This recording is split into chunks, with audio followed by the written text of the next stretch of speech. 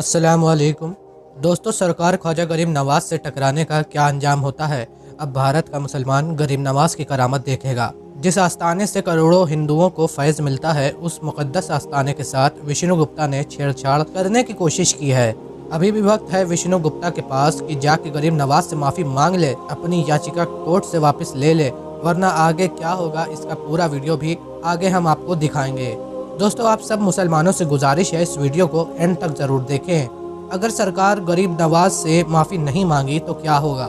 याद रखना, अगर गरीब नवाज अना सागर को एक कासे में समा सकते हैं और बादशाह के ऊँट को बिठा सकते हैं, अगर वो जलाल में आ गए तो उसके बाद जो होगा वो सारी दुनिया देखेगी। अजमेर शरीफ दरगाह में मंदिर बताने वाले अगर ख्वाजा गरीब नवाज से माफ़ी नहीं मांगेंगे तो आगे उनके साथ क्या होने वाला है, इस पूरी वीडियो के अंदर आपको एक ऐसा इबरतनाक पैगाम सुनाने वाला हूँ जिसको सुनना आप सबके लिए बहुत ज़रूरी है। आइए इस पूरी वीडियो में देखिए और जितना हो सके उतना दूसरों तक शेयर ज़रूर कर दीजिए। उस दरगाह के खिलाफ पिटीशन दर्ज होता है और साहब कोर्ट वाले उसको एक्सेप्ट करके सुनवाई की तारीख तय कर देते हैं। अब तो हम लोग खामोश हैं, खामोश रहेंगे। देखते हैं जो बादशाह के ऊंट को बैठाने वाला अब इनकी शरारत पे कैसे पहरा लगता है।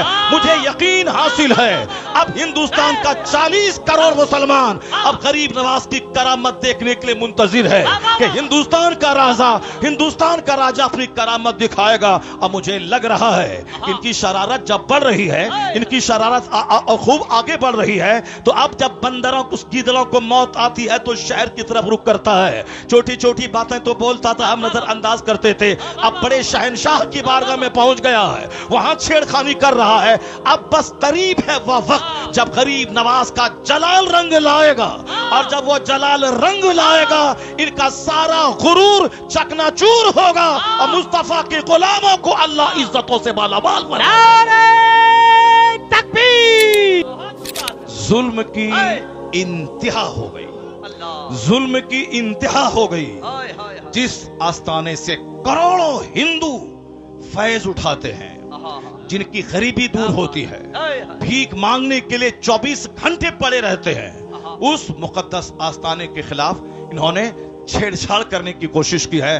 अभी भी वक्त है कि जाके बाबा की बारगाह में चले जाओ, अपना पिटीशन कोर्ट से वापस ले लो और बाबा की चौखट पे जाके बोलो, बाबा क्षमा कर दीजिए, हमसे गलती हो गई। वरना याद रखना, जो अना सागर को एक कूजे में ला सकते हैं, याद रखना जो बादशाह के ऊंट को बिठा सकते हैं, तो फिर जब वो जलाल में आ गए तो हुकूमत का सत्यानाश हो जाएगा।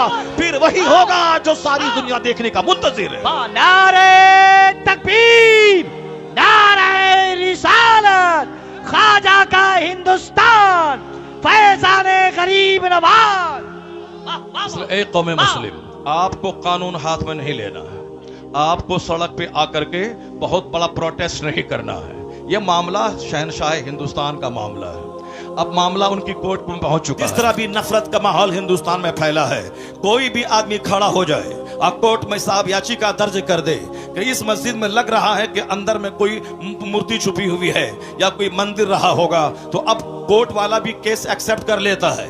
और जहां 10-10 साल से साहब केस पड़े हुए हैं, उसकी कोई नोटिस नहीं ली जा रही है, और यहां 10 मिनट के अंदर में सुनवाई भी होती है, और फौरन साहब एक कमेटी का गठन भी होता है, और फौरन सर्वे करने वाला वहां पहुंच भी जाता है, और फिर उसकी रिपोर्ट भी दिया जाता है। किस कदर नियतों की खराबी है कि दूर से साहब वो एक खास मखसूस बिरादरी को टॉर्चर करने के लिए इस तरह के प्लान बना रहा है। हिम्मत इतनी बढ़ी कि अब हिंदुस्तान के राजा की बारगाह में पहुंच गया, हिंदुस्तान के शहंशाह की बारगाह में पहुंच गया। 800 बरस से जो पूरे हिंदुस्तान की रखवाली कर रहा हो, कब्र में रह के पूरे हिंदुस्तान की संप्रभुता को बचा रहा हो, हिंदुस्तान के मुसलमानों से ज्यादा हिंदुओं की अकीदत का मरकज बना हुआ हो। मुसलमान जाते हैं 60 लाख तो 40 लाख तो 60 लाख गैर मुस्लिम वहां जाते हैं, उनको वहां बेटा मिलता है, बेटी मिलते, न जाने क्या क्या मिलता है। हर जब भी जाएं हर वक्त साहब सिखों, हिंदुओं और दूसरे तमाम मज़ाहिब के मानने वाले को दुनिया ढेर चाहिए। इसलिए वो वहां भीड़ लगाए रहते हैं। मुसलमानों को जन्नत चाहिए, इसीलिए मस्जिदों में भीड़ रहती है, और उनको सिर्फ दुनिया गाड़ी चाहिए, इसलिए दरगाहों पे वो भीड़ लगा के रहते हैं। 800 साल जो एक मुस्तनद ऑथेंटिक दरगाह है, उस दरगाह के खिलाफ पिटीशन दर्ज होता है और साहब कोर्ट वाले उसको एक्सेप्ट करके सुनवाई की तारीख तय कर देते हैं। अब तो हम लोग खामोश हैं, खामोश रहेंगे, देखते हैं जो बादशाह के ऊंट को बैठाने वाला अब इनकी शरारत पे कैसे पहरा लगता है। मुझे यकीन हासिल है अब हिंदुस्तान का 40 करोड़ मुसलमान अब गरीब नवाज की करामत देखने के लिए मुंतजिर है कि हिंदुस्तान का राजा अपनी करामत दिखाएगा।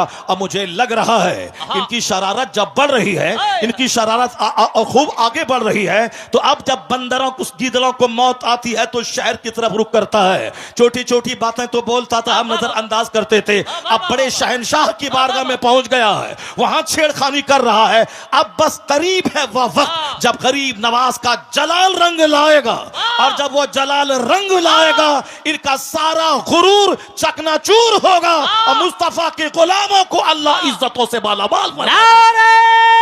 बहुत उम्दा हजरत। जुल्म की इंतहा हो गई, अल्लाह, जुल्म की इंतहा हो गई। हाय हाय हाय। जिस आस्थाने से करोड़ों हिंदू फैज उठाते हैं, जिनकी गरीबी दूर होती है, हाय हाय। भीख मांगने के लिए 24 घंटे पड़े रहते हैं, उस मुकद्दस आस्थाने के खिलाफ इन्होंने छेड़छाड़ करने की कोशिश की है।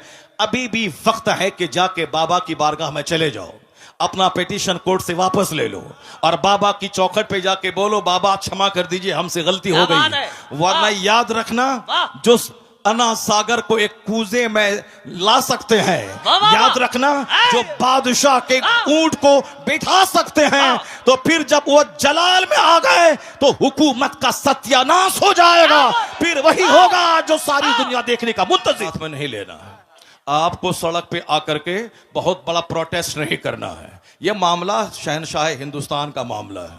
अब मामला उनकी कोर्ट में पहुंच चुका है। बस हम लोग वही करें जो सरकार दो जहां के दादा अब्दुल मुत्तलिब, जब अबरहा जो हाथियों का फौज लेके खाने काबा को ढाने आ रहा था, अब्दुल मुत्तलिब ने क्या कहा था कि हर शख्स अपने घर की हिफाजत करता है, ए अल्लाह ये तेरा घर है, तू अपने घर की हिफाजत कर। इतना कह के पहाड़ पर चले गए और फिर वो देखने लगे, देखें रब्बे करीम अपने घर की हिफाजत कैसे करता है। सारी दुनिया जान रही है कि अलम तरा कैफ फअल रब्बुका बिअसहाबिल फील, क्या उसके साथ सलूक हुआ। अबरहा जलील होके मरा, उसके सारे हाथी मरे, एक छोटा सा कंकड़ पत्थर उसके गुरूर को तोड़ के रख दिया, सारे धाराशायी हो गए।